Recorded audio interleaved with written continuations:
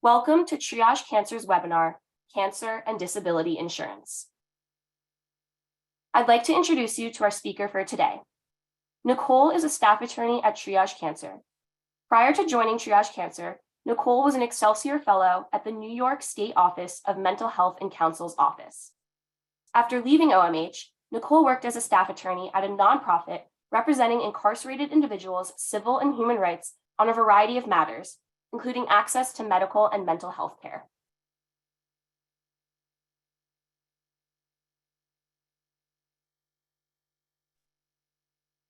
Hi, everyone.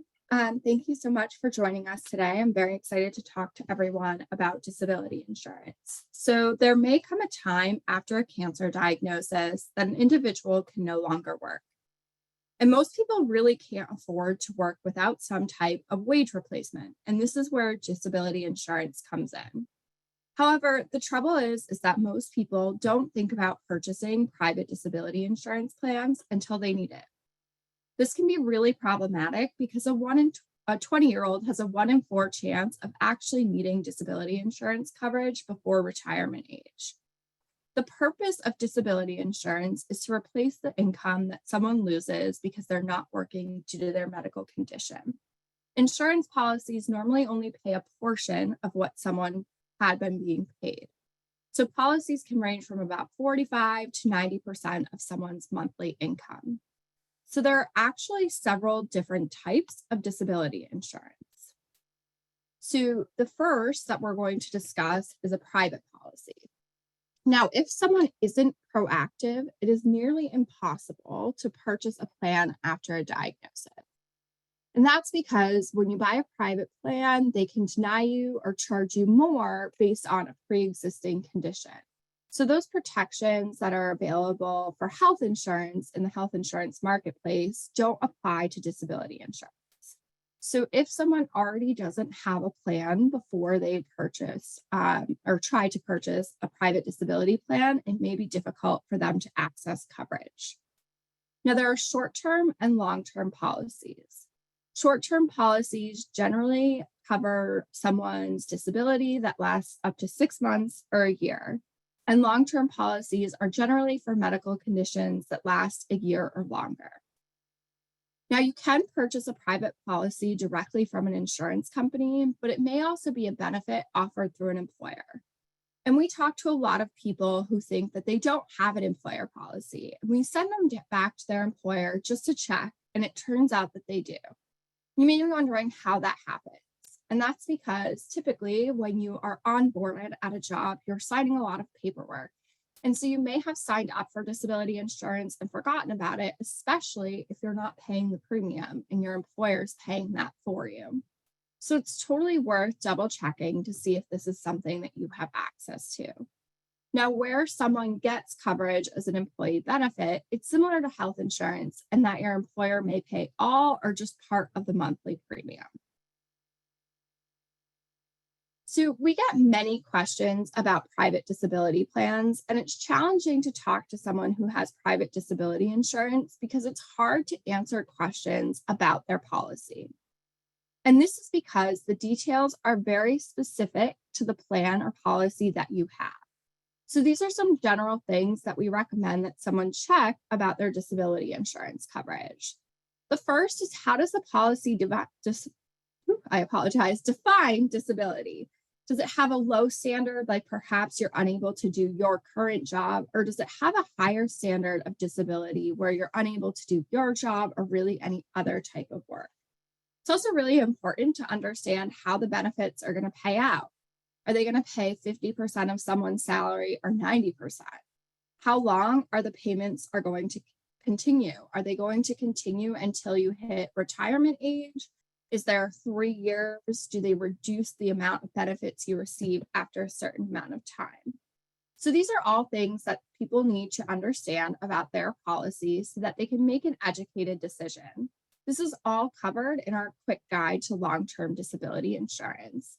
If someone's looking for a copy of their plan, they can go get it from their insurance company or potentially from their employer. So in addition to private policies, there are a handful of states that have state disability insurance policies. And like private policies, these details differ from state to state. So when I say there are a handful of states, there are really 5 states and then Puerto Rico, where someone can have access to state disability insurance. These are typically handled by paying into the state system through payroll taxes. So people can often check if they've been paying into the system by looking at their pay stub. Now, these are generally short-term benefits that last up to a year. And it can be a great option for someone to access a short-term plan in one of these states because the definition of disability is typically lower than what you'd find in a long-term disability plan that is run by the Social Security Administration, which we're going to discuss in a bit. If you want more details about your state's benefits or the contact information from your state's program, you can visit our quick guide to state disability insurance or our state resources page. Now, this brings us to the final 2 programs that we're going to focus on today, and this is federal disability insurance. Both are administered by the Social Security Administration, and they are Social Security Disability Insurance, often called SSDI, and Supplemental Security Income, often called SSI. Both are long-term programs, and they have a very high standard of what they consider to be a disability. So before we get into the difference of these 2 programs, I want to focus on the Social Security Administration's definition of disability. And the Social Security Administration defines a disability as a medical condition that's expected to last a year or longer or result in death and keep someone from working their job or really any other type of job. So it's a very high standard for disability. In fact, it's one of the highest of all the laws and programs that we talk about. And so sometimes people really wonder how someone qualifies, but people do. Now, while this is a federal program, it's run through the state disability determination services agencies. You may be wondering why I bother to tell you this, and that's because this creates a situation where you can ask the same question in 2 different states, and you may get 2 different answers. This is because different people are running Maine's program than New York's program, for example. So it's really important that people understand this because we want people to not rely on what a family member or a coworker told them about their experience, but to confirm the info based on where they live and what their situation is. Now, one of the most common questions we get about disability insurance is, can I apply for Social Security disability benefits while I'm still working? And the answer is, it depends. The reason this answer depends is because the first question the Social Security Administration is going to ask someone is if they're still working. And if they answer yes, they're going to be turned away. So, what does the Social Security Administration actually consider for someone being working? Well, the full question that the Social Security Administration actually asks is, are you working and making at or above substantial gainful activity, often called SGA? And what does that mean? Well, it's a set dollar amount that the Social Security Administration makes each year. So this year it's $1,470 a month. If someone's working and earning below that amount, they will be considered by the Social Security Administration to not be working. Now, every year, the Social Security Administration redetermines this threshold, this monetary amount. But again, for this year, it's $1,470. So they've taken up 3 words to really define work. Now, the activity that the Social Security Administration is looking for must be both substantial and gainful. So substantial is work activity that involves significant physical or mental activities. It can be substantial work, even if someone's working part-time, they're doing it less than they used to, or even getting paid less than they previously did. And then gainful is work activity that's done for profit, even if someone isn't making a profit. Now, SGA does not include money from investments or other disability payments. The fact that you're not engaging in substantial gainful activity does not mean that the Social Security Administration won't determine that you aren't capable of SGA. So we'll get into this in a bit. Now, for someone who is self-employed, the determination of if they're making SGA or not is not as straightforward. So self-employment income alone is not a reliable factor to determine SGA. The Social Security Administration isn't just going to look at someone who's self-employed and say you're making X amount of money, you're working or not working. Instead, a person who's self-employed could be losing money or even be breaking even and potentially be considered to be making SGA.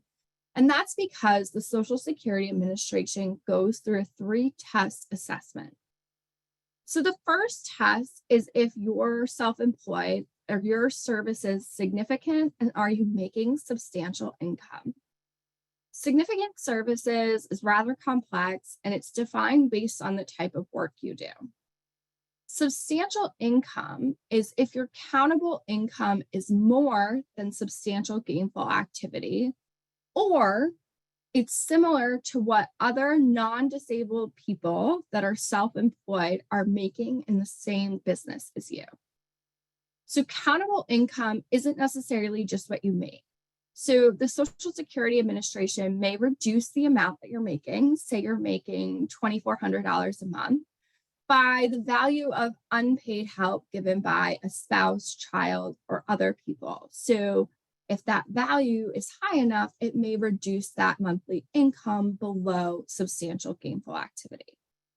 So if your work is found significant and substantial, the Social Security Administration is going to determine you're making substantial gainful activity and stop the assessment there. If your work is not considered significant or substantial, you'll move on to the second and third test. So the second test is comparability of the work. And it looks at if your work activity is comparable to that of an unimpaired individual whose business is similar to yours. If it's comparable, the Social Security Administration is going to say you're making substantial gainful activity regardless of the earnings.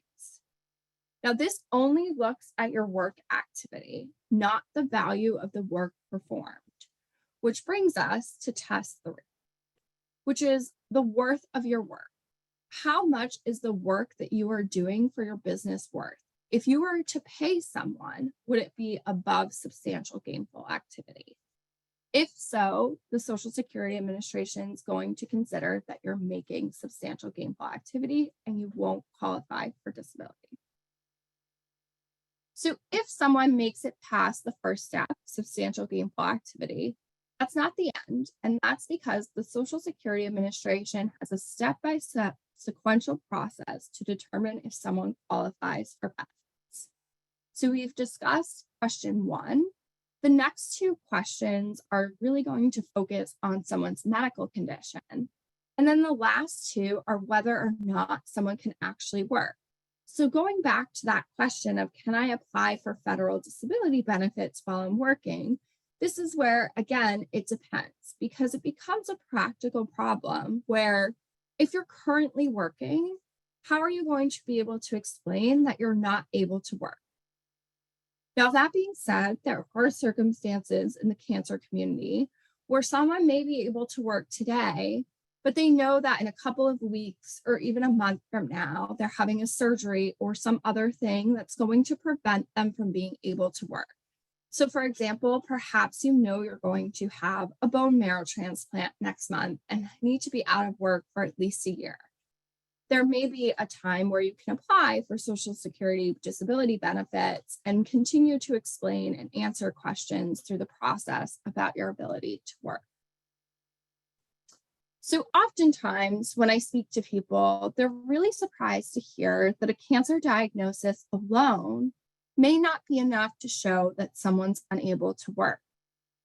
So how does the Social Security Administration determine if someone's able to work? There are actually 2 questions that the Social Security Administration is going to ask. The first is, can you return to past relevant work? And the Social Security Administration looks at your past 15 years of work, if you've been performing it at a substantial gainful activity level, and long enough to learn that job. If you meet those factors, it's going to be considered relevant work. And then when they're considering if you can return to that type of work, it doesn't matter if you'd actually be hired now for that type of work, if there's an opening, if you'd be required to move, or even if the position exists. They'll also consider if you could work if you were given an accommodation. If the Social Security Administration determines you can do past relevant work, you will not be considered disabled. So if they consider that you aren't able to do past relevant work, they're going to move on to the second question. Can you adjust to other work? And they're going to look at a few different ways to determine this. So the Social Security Administration may ask a vocational expert.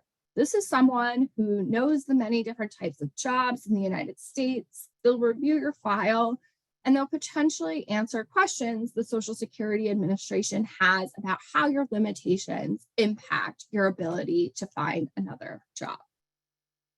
The other more complicated way is the medical vocational guidelines. And this is essentially a spreadsheet that compares 3 different things to determine if you're able to adjust to other work. So the first is age, the second is education, and the third is previous work experience. Now, age typically isn't a factor on its own. The older you are, the more the Social Security Administration will consider it. So what I mean by this is typically they're not going to consider your age if you're under 50. If you're what they consider to be approaching advanced age, ages 50 to 54, the Social Security Administration may consider your age if you're impaired and have a little bit of work history. And then if you're 55 or older, the Social Security Administration considers that a factor that's making it more difficult for you to adjust to new work. Now, education isn't necessarily just formal education in terms of did you go through grade 1 through 12 and did you go to college or graduate school? The Social Security Administration is also going to consider things like trade or vocational schooling, as well as any type of training that you may have received while working. And then work experience is basically, did you learn things that you could use in a different type of job, even if you can't return to that previous job? Now, when you go and apply for Social Security disability benefits, you're going to need a lot of information. You're going to need to include your medical information. And if you've heard us speak about disclosure and employment, this is a very different conversation because these medical records are going to be what helps the Social Security Administration understand your condition and determine if you qualify for benefits. So the more information you can provide the Social Security Administration about your medical condition and all the ways that the side effects you're experiencing are impacting your ability to work, the better. And we really urge people not to leave out details. I know this sounds funny, but we speak to a lot of people who are used to certain side effects or consider some of them to be more minor. And they'll often leave those out. But sometimes it's the accumulation of all of the side effects and all of the things that you're experiencing that keep you from being able to work. I apologize. So the more information that you can share, the better. Now, typically, you don't want to just request all of your medical records and send them along to the Social Security Administration. It's really important to stop and review your medical records. You want to make sure they're accurate and that all of your records are included. And when you're reading through them, you also want to make sure that the notes in your medical record make sense. And that's because healthcare teams can be moving quickly and they can write things like patient is responding well or patient is doing great under this treatment. And that statement might not be reflective of how you're doing overall. It could be talking about the tumor shrinking a bit or a lesion disappearing. And so if those statements don't have explanations to help the Social Security Administration understand how they fit into your well-being overall, This can sometimes trip up applications for the Social Security Administration. So we just want you to take a look before sending off your records. And if you find things that aren't clear, you can ask your healthcare team to provide additional information or even explain those statements. Now, while you're waiting for the Social Security Administration to make a decision, things may change in your health, and you can update your application with your new records. Now, unfortunately, the Social Security Administration can take a very long time to process disability benefits applications because they are so backlogged. So over the years, there have been some formal and informal ways to speed up the process. The first is the Social Security Administration's Compassionate Allowance Program. This is a list of medical conditions where if you have a medical condition on that list, you're presumptively eligible for disability benefits. And it's really important to understand that saying someone is presumptively eligible is not the same thing as saying you automatically qualify. If you go back to that sequential process that we started with, a compassionate allowance just means that the Social Security Administration is going to assume your medical condition is severe enough for you to qualify. So they're going to speed up the medical portion of your review, but they're still going to look and see, well, are you able to work? Now, there are about 60 medical conditions on the compassionate allowance list that are cancer specific. Most of them are not just a type of cancer, but a type of cancer with a qualification. So for example, breast cancer, it's metastatic, or for a brain tumor, it's one that's inoperable. So they may have some qualifications, and it's important to make sure you understand that before applying. Now, also, this doesn't eliminate the 5-month waiting period for individuals applying for Social Security disability insurance. It's just speeding up that first step of the application process. Another formal program is the Quick Disability Determination.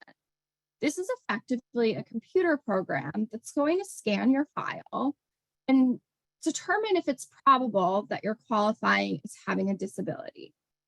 If you're chosen as a quick disability determination case, a disability examiner can review it without a medical consultant, and the case could be approved within 20 days of applying if the medical records are complete and your disability onset date can be quickly determined. Now, they're still going to look at whether or not someone can work, and you don't get the 5-month waiting period for Social Security disability insurance eliminated either. Another unofficial way to speed up the application is a terminal illness or TERI case. Now, typically, people must state in their application that the illness is terminal. Maybe it's that they're receiving inpatient or home hospice care, or that their cancer is metastatic. Again, this is fast processing only. If someone's applying for Social Security disability insurance, they're still going to have that 5-month waiting period for benefits, and the Social Security Administration is still going to review someone's record to see if they can work. Now, with all of these programs, they're meant to speed up the process, but I want to emphasize 2 things, even at the risk of sounding like a broken record. First, the Social Security Administration is still going to look to see if that person's able to work. And second, none of these programs eliminate that 5-month waiting period for someone who's applying to receive Social Security disability insurance. And we're going to discuss that in a few moments. So now that we've discussed what's the same about both programs, we're going to focus in on the differences between Supplemental Security Income, or SSI, and Social Security Disability Insurance, SSDI. We're going to start with SSI. SSI requires that you have a disability and that you have a low income and low resource level. If approved, the federal maximum benefit that someone can receive this year is $914. Some states may also add to this amount, and we have that information on our state resources page. But still, we're not talking about a huge amount of money here. And we had mentioned that the Social Security Administration takes a long time to process someone's application. So, because of this, if the Social Security Administration determines that someone was disabled at or before their application date for supplemental security income, the Social Security Administration will pay monthly payments back to that application date. This is called back pay. So, from the time you applied to the time when you're approved, you may be getting payments. So, for example, if you applied on January of this year and the Social Security Administration takes until October to decide, yes, you were disabled since the beginning of January, you will receive payments from January to October. So, your first check for supplemental security income can be larger because of those back payments. Now, another important note, supplemental security income is tied to Medicaid because you're looking at low income and low resources. So in most states, except for the 9 states listed here on the screen, you will be automatically qualified for Medicaid, I apologize. In the other 9 states, you will have to take some additional steps to learn if you qualify for Medicaid. So because SSI requires that you have low income and low resources, it's really important to understand what counts towards income. On the slides here, you'll see a list of things that can be considered as income. And it's not just your earned income, but unearned income such as dividends, unemployment, and money from friends. What we really want to highlight here is a concept called in-kind support and maintenance. Specifically, anything that someone else pays towards your food and shelter, the Social Security Administration is going to consider in-kind support and maintenance, and that's part of your income.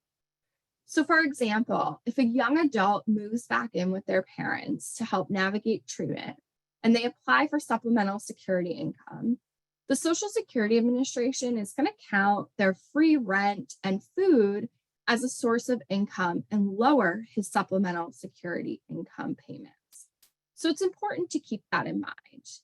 And if someone's receiving in-kind support and maintenance, their benefits can be reduced by up to 1/3 of the federal benefit rate.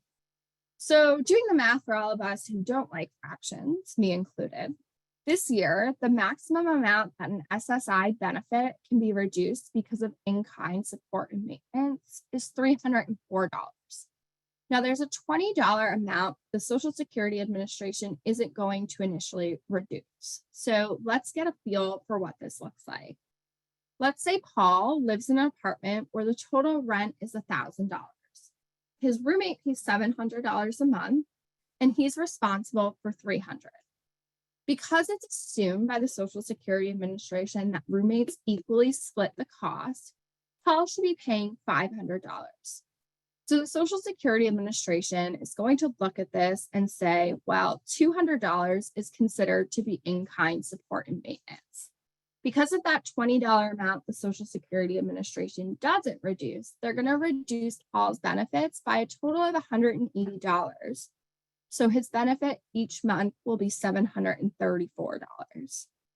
Now, this isn't the only type of way the Social Security Administration will reduce someone's benefits. They may do additional benefits besides in-kind support and maintenance. So let's say Paul has the same circumstances below that we discussed, so that he has $734 per month, but he's also receiving $200 per month from his pension. The Social Security Administration will reduce his benefit further to $534 a month. So now that we've addressed income, it's equally important for people to understand what does and does not count as a resource. So resources will include bank accounts, life insurance policies that can be cashed in, and retirement funds. There are some things that won't be counted as a resource. So the house that the individual receiving supplemental security income lives in won't be counted. One vehicle won't be counted. And if you have a burial or life insurance fund that can be cashed in, it won't be counted if your funds only amount to $1,500. Anything above will be considered a resource. Now, Some people try to transfer assets to their family members so that they can qualify. But the Social Security Administration has a transfer look back period of 36 months. So, what this practically means for you is that the Social Security Administration can look at your financial accounts for the past 3 years, and they may find out that you've tried to move money. If this is the case, then someone could be ineligible for benefits for up to 36 months, depending upon the amount that they tried to transfer.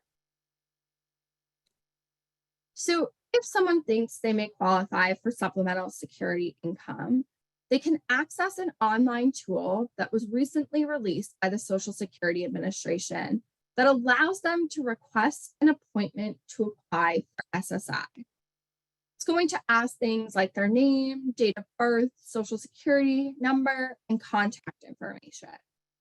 Once this is filled out, within 7 to 14 business days, the Social Security Administration will let someone know that they've scheduled an appointment for them to apply. This may be sped up if they believe that the case is a priority, like a Terry case, and someone may be notified about an appointment within 3 business days. Now, you may be wondering, what's the benefit of this tool if I can just call and apply on the phone? Well, I mentioned that the Social Security Administration will pay back payments back to the date of your application for SSI if they believe you were disabled on or before that date. So this tool actually allows you to use the date that you requested the appointment as that date, and it gives you 60 days to fully complete the application. Now, not everyone who's disabled is an adult. And so I want to briefly discuss the federal process for disability insurance for children. Children may be able to access supplemental security income benefits due to their own disability. Now, a child, according to the Social Security Administration, is someone under the age of 18 or 22 or younger and attending school regularly. The process for determining if a child is disabled is different than that of an adult because children are not typically working. So instead of looking at if a child is able to work, the Social Security Administration is going to compare children to other children of their age group. And they're going to look at, does that child have an impairment that results in a marked or severe limitation as compared to others their age? So a marked limitation is something that's seriously affecting the child's ability to start, continue, or complete an activity. And a severe or extreme limitation is something even more than marked. So the child is seriously impacted in their ability to either start, continue, or complete activities. This doesn't require a total loss of functioning, though. These are very highly technical, and the Social Security Administration often requires testing. But you may be wondering what limitations the Social Security Administration is going to look at. And they actually have several domains that you see here listed on the screen. And so for a child to be considered eligible, the child must either have a marked limitation in 2 of these domains or a severe limitation. Now, I'm not going to read these all to you, but just as an example, one of the domains is acquiring and using information. So this may be that the child is having difficulty with math if they've gotten to this point, or explaining or remembering what they've learned yesterday.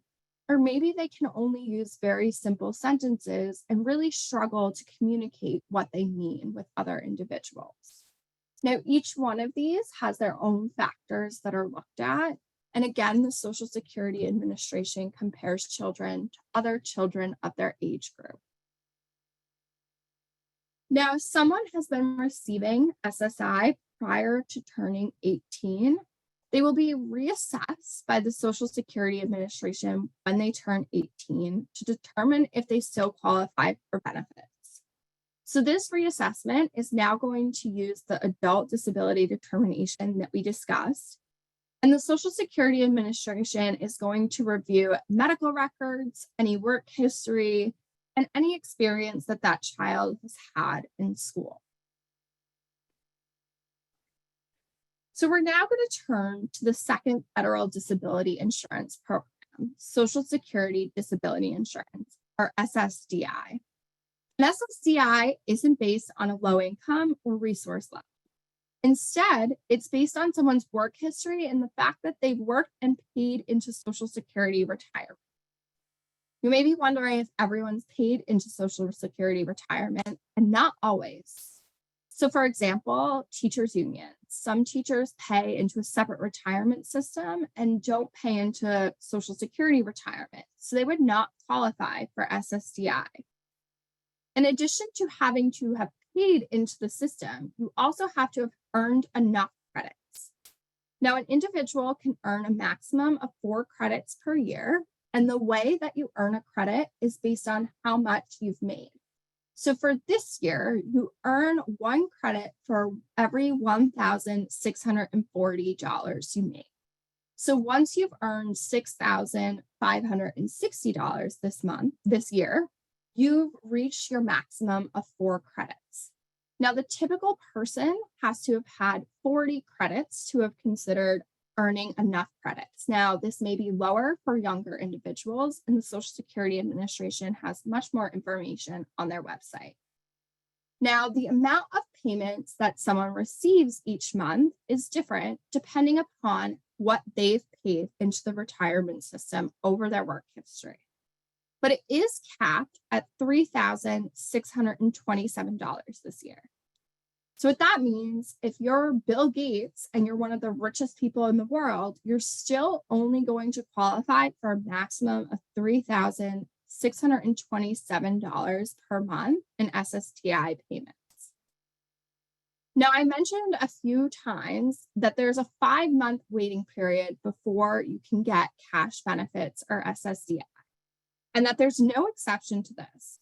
The one exception are individuals who are diagnosed with ALS. Everyone else that qualifies for Social Security disability insurance has to go through a 5-month waiting period to get their benefits.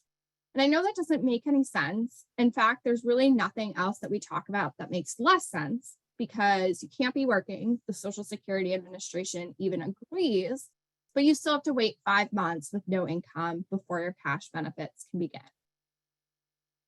Now, where SSI is tied to Medicaid, SSDI is tied to Medicare, and you have to have been receiving SSDI for a full 2 years before you're eligible to access Medicare.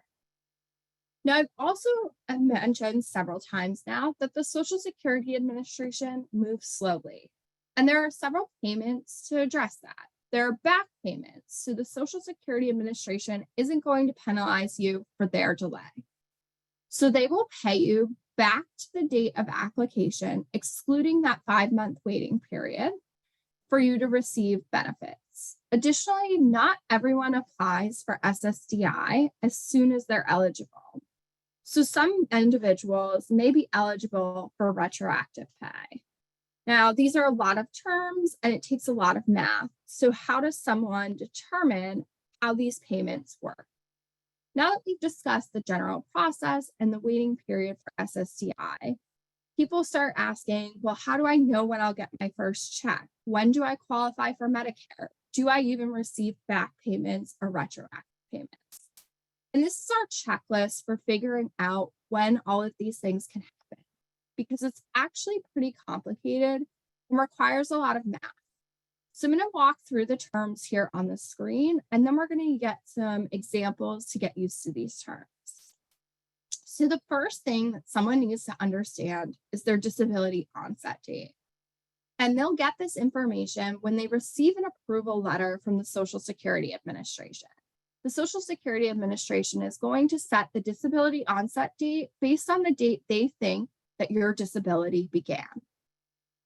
Now, rarely is this the date that someone was diagnosed. It may be when they started treatment or had surgery, or the side effects kept them from working. Because remember, for the Social Security Administration, this isn't just about your diagnosis. It's, are you able to work? To understand your first check date, you need to know your entitlement date. which is the date that you get access to cash benefits after that 5-month waiting period. That 5-month waiting period starts on your disability onset date and moves forward. Then, once you have your entitlement date, you can determine if you qualify for back payments. So back payments go from the entitlement date, that date when you're starting to receive paid benefits, to the date that you were approved. Again, this isn't going to include any of that 5-month waiting period. And then for some people, they need to determine if they're going to qualify for retroactive pay. So was their disability onset date prior to the date of application? If so, they may get retroactive payments, and this is capped at 12 months. So once we've learned all of this, someone may want to know, well, when will I qualify for Medicare? And that's 24 months away from your entitlement date of when you should have started receiving cash benefits. So this is a lot of dates and math. So we've created some examples to help people figure this out, and we're going to walk through these examples now. So what you're seeing across the bottom of the screen are months of the year. So starting with March, April, May, June, all the way across the screen. So let's meet Jackson. He applied for disability benefits on June 1st of 2021 for a disability that the Social Security Administration decided began on February 28th of 2020. This is his disability onset date. And it took the Social Security Administration until September 1st of 2021 to approve his application. So in his case, the 5-month waiting period is going to run from March through July of 2020, that brown part on the screen. So then his entitlement date, which is the date that he's first eligible for cash benefits, is August 1st of 2020, 5 months after his disability onset date. So he's wondering, am I entitled to back? And the answer is yes, he is. He's actually entitled to 3 months of back pay because that's how long the Social Security Administration took to approve his application. Now, is he also wondering, is he eligible for retroactive payments? Yes or no? And the answer is yes. And he's actually eligible for 10 months back to his entitlement date from the date of application. So the math is complicated, and we'll walk through one more example in a moment. But he is also wondering, when is his Medicare date? So his Medicare date is actually August 1st of 2022, 24 months from that original entitlement date. Now, it seems easy, right? Not really. So let's look at Isabel's example. So Isabel was disabled on October 31st of 2019, but she didn't apply for Social Security disability benefits until June 1st of 2021. And her application was approved on December 31st of 2021. So her 5-month waiting period would be from November 1st of 2019 to March 31st of 2020. But what is her entitlement date? When is she actually eligible to start receiving benefits? Well, because Isabel waited so long to apply, there are actually 2 months where she's going to miss out on benefits because her retroactive payments can only go up to 12 months. So her entitlement date is June 1st of 2020. And that means she gets the 12 months of retroactive pay. So often when I talk to people, they're very frustrated with the retroactive pay and the back pay and why do the terms matter? And here is an example of why. She's actually going to miss out on 2 months of benefits because of that retroactive pay only going back 12 months. So then she's also eligible for 7 months of back pay because that's how long it took the Social Security Administration to review and approve her record. So using the same example then, when is Isabel eligible for Medicare while receiving SSDI? So her benefits began on June 1st, 2020. So she needs to wait 24 months from then to be eligible. So she will be eligible on June 1st of 2022, a full 24 months after her entitlement. Hopefully, this gives you a better idea of the timing of benefits for Social Security disability insurance, but we understand that it's really confusing and so confusing that we've created a quick guide around the timing of SSDI and Medicare, which is available on our website, and you can share with yourself or your loved ones. And there will actually be some examples in that quick guide as well. So I mentioned that Social Security disability insurance requires work credits. How does someone go about finding out if they have credits, how many they have, and what their SSDI payments will be? So people used to get mailed statements from the Social Security Administration that provided information on their benefits, but these statements are no longer mailed out. So now someone can create a My Social Security account and they'll see information, including the amount of work credits they've received, as you see on the screen here, as well as how much they'll receive in Social Security disability insurance, retirement, or if they retire early. Now, oftentimes, people can't afford to go multiple months without a paycheck if they aren't working and have no income. And unfortunately, there are limited options in how to fill this gap. So it may be that if someone has no income coming in and they don't have a lot of resources or assets, they may be also able to qualify for supplemental security income. So practically speaking, they could go in and apply for SSI and SSDI at the same time. They would start receiving SSI sooner because it doesn't have that 5-month waiting period.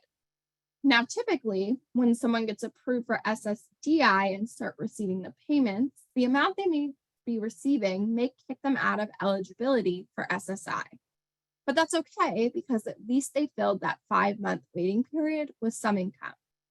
Now, there are people who have earned a lower amount and paid less into the system, so they may be able to get both SSI and SSDI. This is just not that common.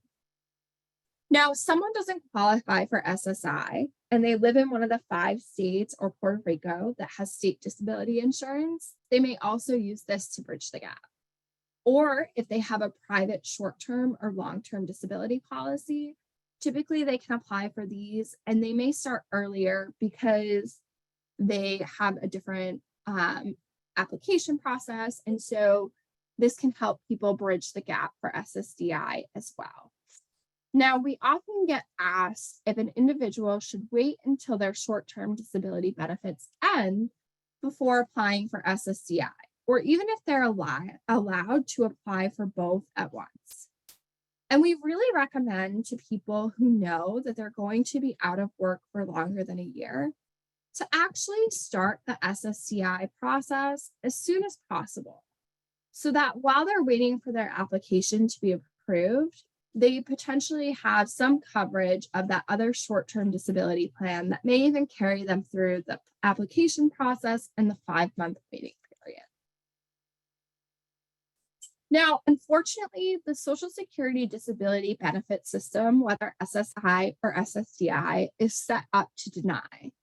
In fact, they admit that about 65% of the applications are initially denied, which means they're kind of banking on the fact that people are going to take no for an answer. And we certainly don't give you this statistic to dissuade you from applying. Instead, it's important for you to understand that if you're denied, you have the right to appeal. And it's important to take those steps to appeal.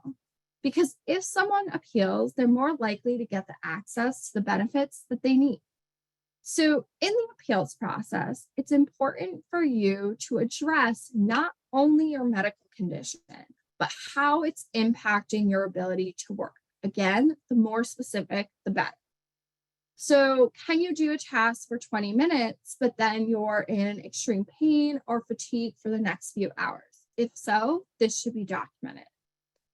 Now, how do you appeal? There are actually 4 levels. The first level of appeal is called a request for reconsideration.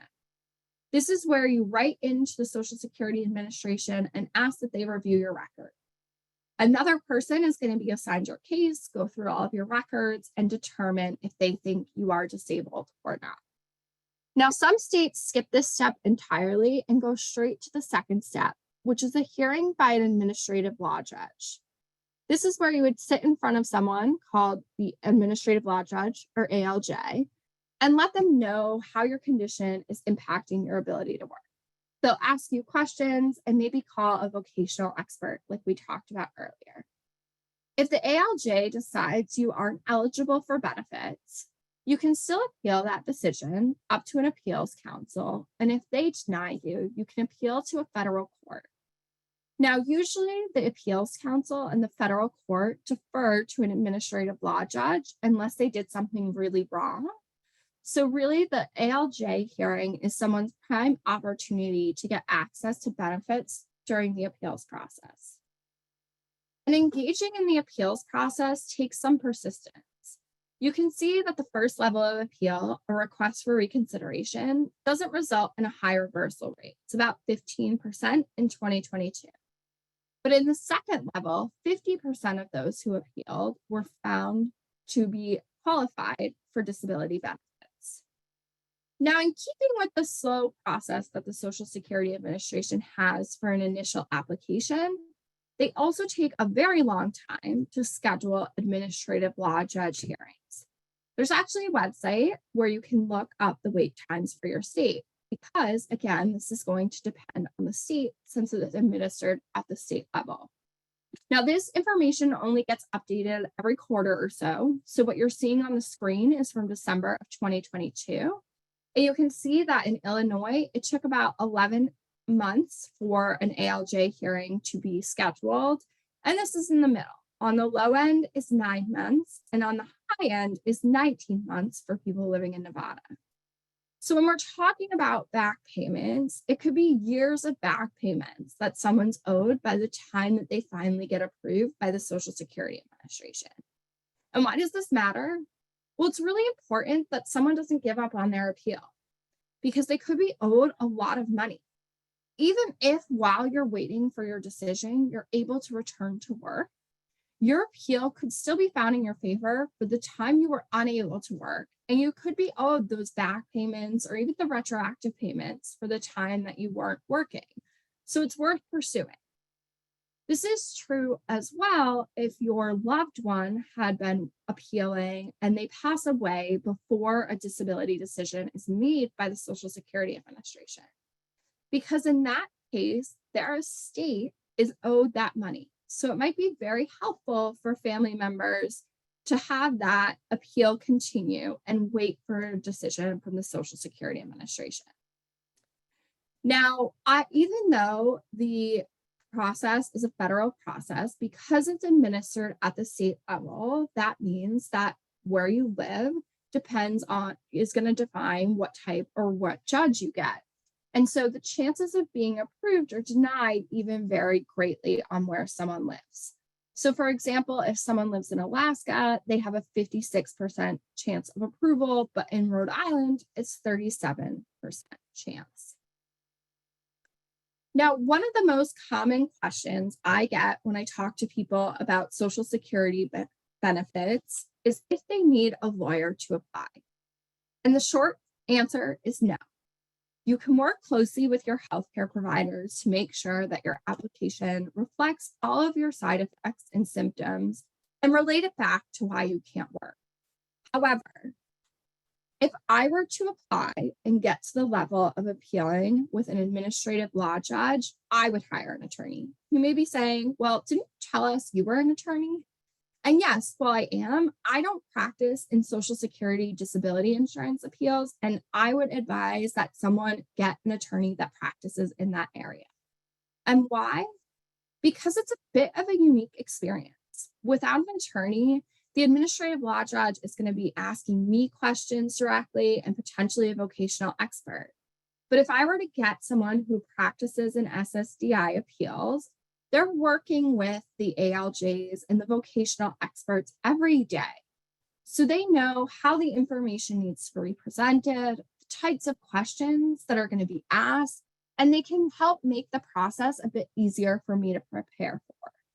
We have resources on where to find legal representation, including our quick guide to legal assistance, but people can also go to the National Organization of Social Security Claimants Representatives, or NOSCR, for a disability attorney.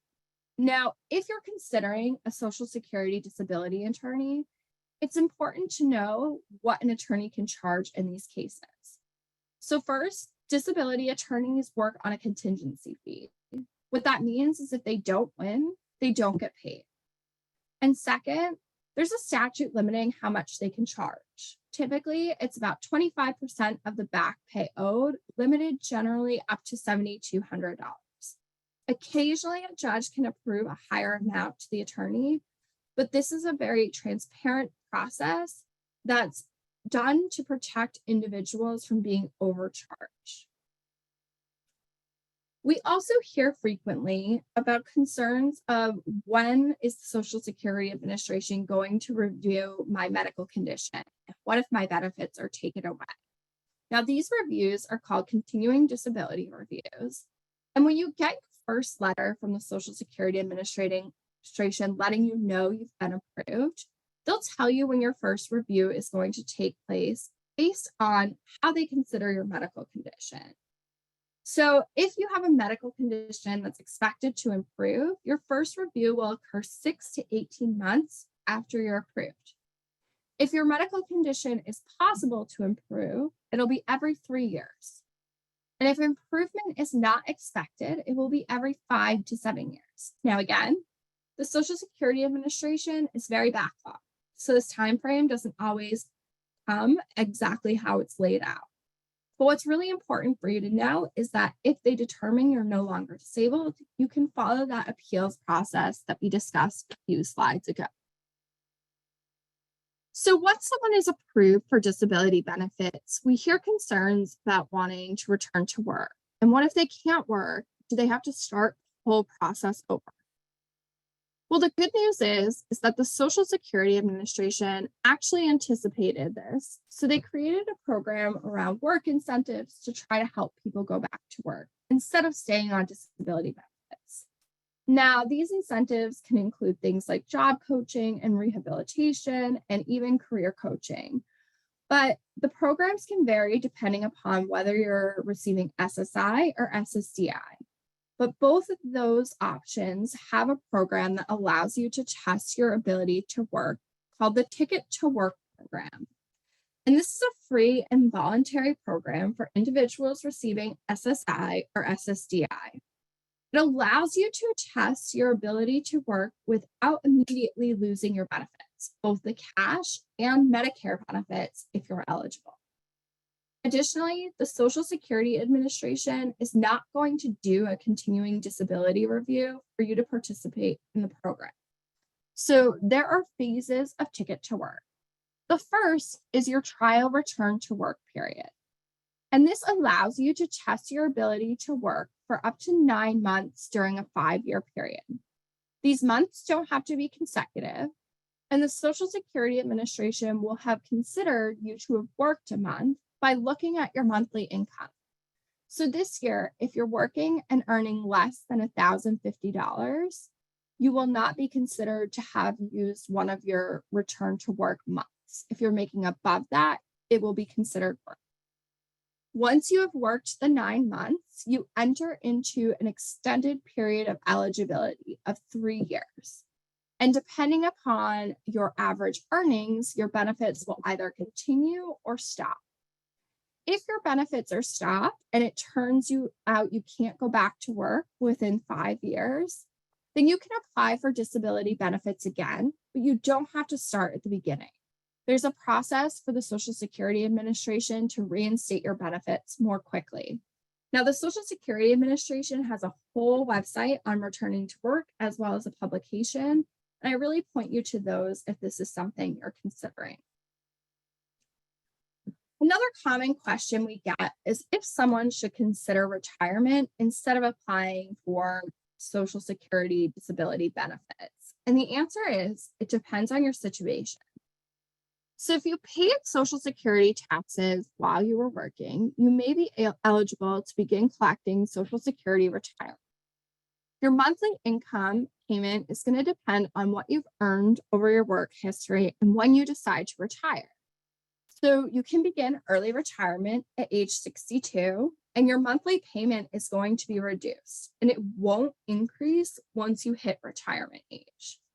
If you retire at your full retirement age, you're going to get your monthly payment that you see on your My Social Security account, and it'll be higher than if you had done early retirement. Now, if you wait until 70, your benefits may be even higher. So there are some benefits to doing retirement instead of Social Security disability process. So there's no waiting period, and there's no need to demonstrate that you're disabled. But there are also some drawbacks. Your benefits may be reduced if you're doing early retirement, and you won't be eligible for Medicare until you turn 65.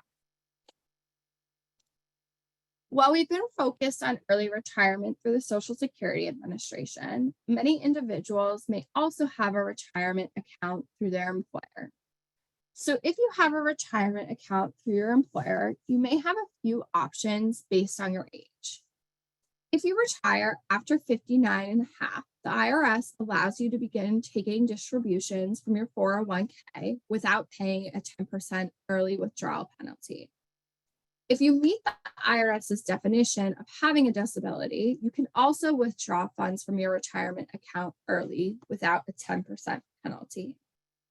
Now, if you're at least 55 years old and you have your most recent employer you have a 401k with, you can withdraw your money without a 10% penalty as well. If you have a private retirement account not related to your employer, you should contact the investment company to understand when you can take money out of the account, how much you'll receive monthly, and if there are any tax implications. So we often get asked, what happens if I'm receiving Social Security disability insurance and then I reach my full retirement age? Does my benefits change? Do I have to do anything? And the answer is nothing. Nothing at all happens. As far as the Social Security Administration is concerned, they just move over your benefits from disability to retirement, and the amount in your check stays the same. So if you have a private long-term disability plan, there's some important interactions with SSDI that is helpful to know. And I say this because we often get calls from individuals who are frustrated because their long-term disability plan is requiring that they apply for SSDI or they're reducing their benefits. So first, it's important to understand that long-term disability plans can require that you apply for SSDI. They can also refuse to pay you benefits unless you do apply. And once you apply and you're approved, they will reduce your benefits by the amount you're receiving for SSDI. So for example, if you're receiving $4,000 a month from your long-term disability plan and you get approved for SSDI, which will pay you $1,500 a month, you're not going to get $5,500 per month. Instead, you're going to receive $2,500 from the long-term disability plan and $1,500 from Social Security disability insurance. Now, we also get calls from people who are very flustered because they got a check from the Social Security Administration for a lot of money because they've been waiting a long time to be approved, and they finally go and they spend that money on all the bills they've been waiting to pay. And then they receive a letter in a few weeks or a few months from their long-term disability plan requesting that they pay the money back. And it's important to understand this is allowed. And so you should wait to understand how much you owe your long-term disability plan before spending the money from Social Security. And the reason is this is allowed is if there's an overlap in some of those back payments or retroactive payments, you've now been paid twice for the same period of time. And so you owe some of that money back to the long-term disability plan.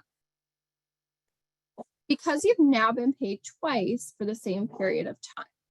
So I'm not going to walk you through the full example here, but just so that you get an idea, if you started receiving long-term disability at 90% of your salary in January of this year, and then you apply for SSDI in July of this year.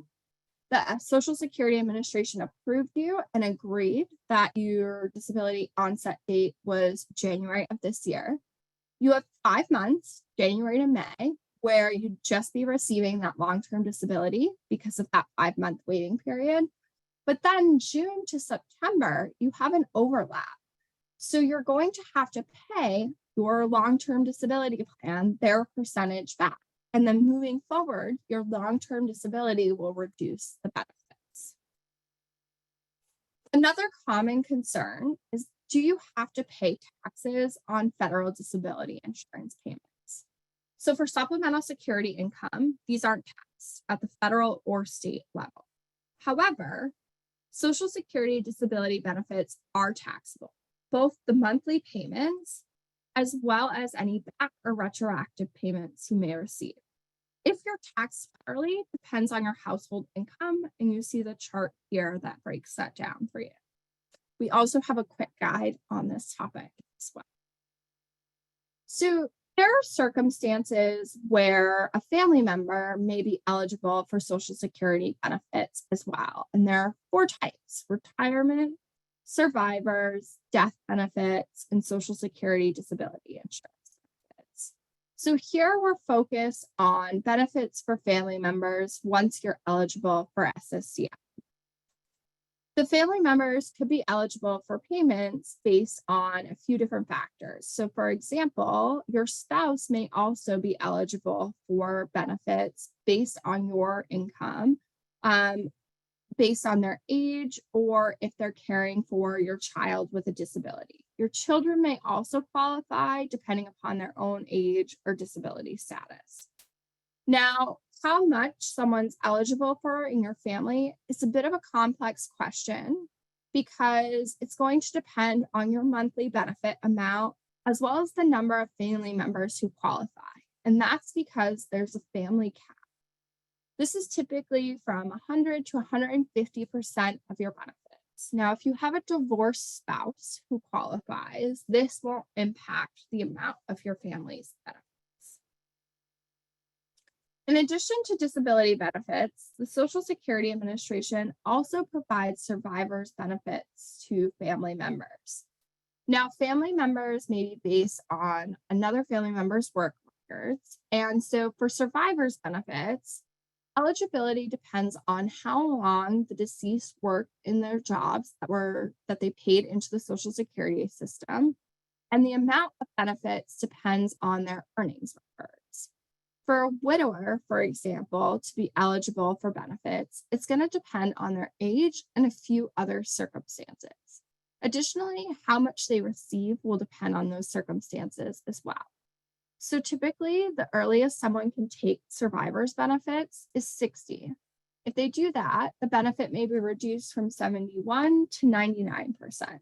If they wait until full retirement age, they'll receive 100% of the survivor benefit.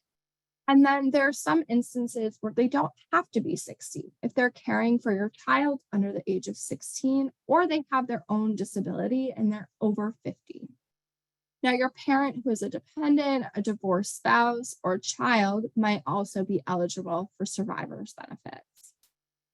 Qualified family members may also be eligible for half of your monthly retirement benefit. Now, there is a limit for the total that a family can receive, and this total limit is typically around 150 to 180% of your full retirement benefit. There's additional info on each category and type of beneficiary on the Social Security Administration's website. So we can't really discuss disability insurance without a brief discussion on employment law. And that's because for those who are still working and considering disability insurance, it's really important to know how to navigate the laws to your maximum benefit. So when we talk about employment rights, there are a lot of places to go. From fair employment laws that protect you from discrimination to leave laws that give you job protected leave. These laws exist at both the state and federal level, and we often forget that employment contracts or union agreements may provide additional protections. Now, I want to highlight 2 different laws. So the first is the Family Medical Leave Act and how it can be used with disability insurance. So the Family Medical Leave Act provides up to 12 weeks of job protected leave for individuals who qualify. Now, many people who need to take 3 months off of work or longer don't usually think of the FMLA. They go straight to disability insurance. But there could be a benefit in using those first 3 months off under the FMLA. And that's because the FMLA doesn't just provide job protection, it provides health insurance protection. So, what I mean by this is if you receive health insurance through your employer and they pay a certain portion of that monthly premium, they have to continue paying that while you're on FMLA leave. So, there can be a financial benefit of having FMLA leave while you're out on disability as well. We have a quick guide that talks about how these benefits work together. So we often talk about all the different aspects that someone has to navigate during a cancer diagnosis as puzzle pieces. Working through treatment, taking time off, replacing income, managing health insurance are all different pieces. So here's an example of how someone can bring the puzzle pieces together to give them all of the protections that they qualify for. So Jane, as a doctor, is suggesting that she take 12 weeks and go out on disability. She has 3 weeks of vacation, 3 weeks of sick time, and her employer is covered by the FMLA. Her employer also has a short-term disability insurance policy that lasts up to 12 months, and Jane isn't sure about what her options are. So on the left-hand side, she's going to take 12 weeks off. So the FMLA can provide her with the job protection and health insurance protection for those 12 weeks.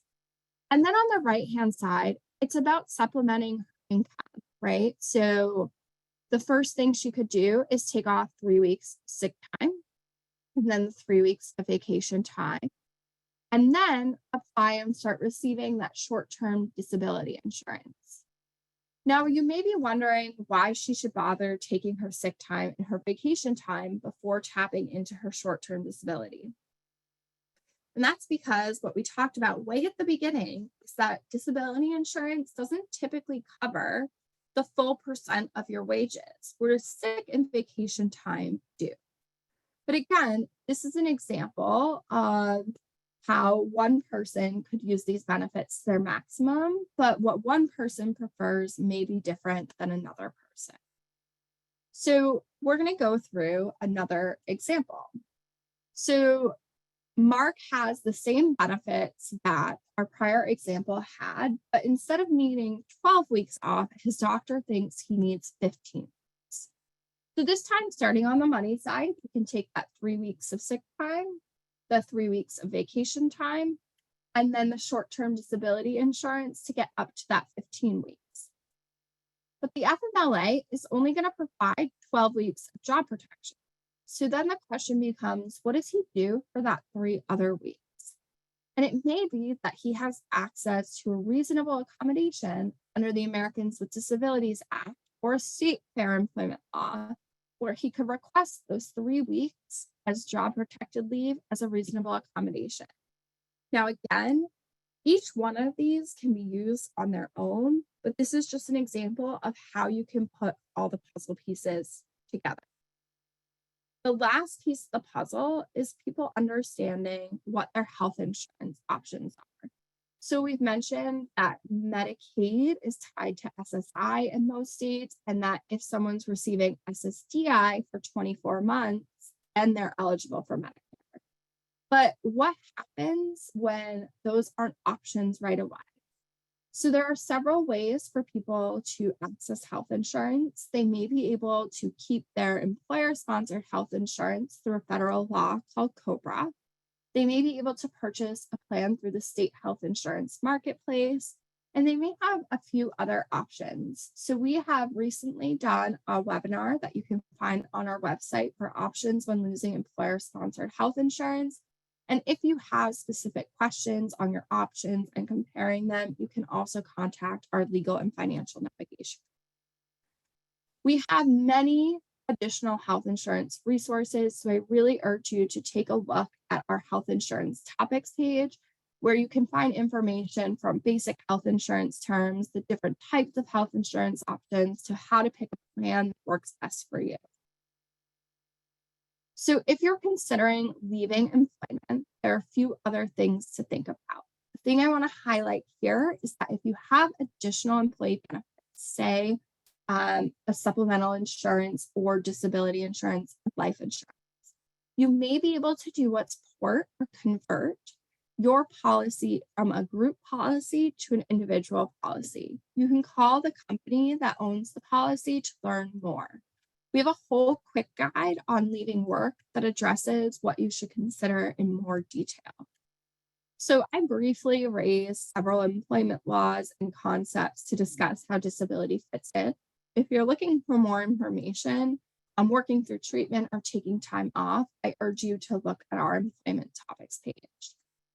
Now, again, this was a broad overview, and so if you need more information on disability insurance, we have a number of quick guides that I've mentioned, as well as a whole module on cancer finances on disability insurance. You can find those resources on our disability topics page. Thank you so much, Nicole, for that great presentation. Our staff attorneys have been answering questions throughout the program, and I'd also like to remind everyone that a recording of this webinar will be made available on our website by the end of the week. So if you go to our website, you navigate to the events tab, click past webinars, and then you'll see our full archive of webinars, as well as resource documents pertaining to each topic. So we hope you enjoyed this webinar, and to close, we'd like to emphasize that this isn't your last chance to learn with Triage Cancer. And if you're interested in learning more about today's topic or any of the topics listed on the screen, we invite you to attend our Apex event, the Triage Cancer Conference. We offer this day-long event biannually and free of charge to anyone in the cancer community. We cover key information on how to navigate practical issues, minimize the financial burden of a cancer diagnosis, and reduce stress. And we also provide free contact hours and continuing education credits for healthcare providers. And registration is currently open for our virtual conference on October 14th. And for the healthcare professionals on today, we greatly appreciate the role you play in changing the lives of those impacted by a diagnosis. And we also recognize just how vast all of this information is. So to meet this need, we've created a day-long insurance and finance intensive just for you. This training is free of charge, and it takes a deep dive into health and disability insurance, employment, and finances. This program also provides free continuing education credits for healthcare professionals, and you can view our full schedule and more details and register directly on our website. And as a reminder, if you have questions about your individual situation, or if you have questions related to this webinar, you can contact our free legal and financial navigation program by filling out a brief intake form online and scheduling an appointment with our staff. So we hope that you will continue to stay connected with Triage Cancer. We invite you to attend more webinars and to check out our other events. We encourage you to sign up to receive our blog and to connect with us on social media. I personally really like our blog because you can use the QR code on the screen to sign up, and then it just pops up into your inbox once a month, and you don't need to remember to check our website for important news related to the cancer community. And for the healthcare professionals on today, or people looking to distribute materials to your community, you can use the materials request form to order printed materials, and we will ship them to you for free. And as a last reminder, in order to receive continuing education credit for today's webinar, you must have stayed on until the very end. You will receive an email tomorrow morning from Zoom, which will contain a link to the evaluation and the post-test. The evaluation requires your name and your email address so that we can certify you completed the evaluation and attended the entire webinar. And this will also be the email that we use to send certificates within 4 weeks of the event date. So no matter how fast you complete the evaluation, you will get your certificate within 4 weeks, just because it is a human process of organizing those certificates. And also, please complete that evaluation and that post-test within 1 week of receiving the link. And for the nurses and social workers, you must also receive a passing grade of 80% on the post-test to get credit. So on the next slide, you'll see this message once you complete the evaluation post-test. And that means your submission has been logged, you passed the post-test, nothing else to do but wait for your certificate within 4 weeks. And on the next slide, if you receive a score that is less than 80%, you will see this message, and it will include a link to retake the post-test. You can just copy and paste that link into your web browser, and you don't need to resubmit the entire evaluation, just that post-test. And if you're having difficulty accessing the retake, please email info@triagecancer.org and we will help you out. Thank you all so much for attending today. We hope that you found the information valuable and we hope you all have an amazing rest of your day.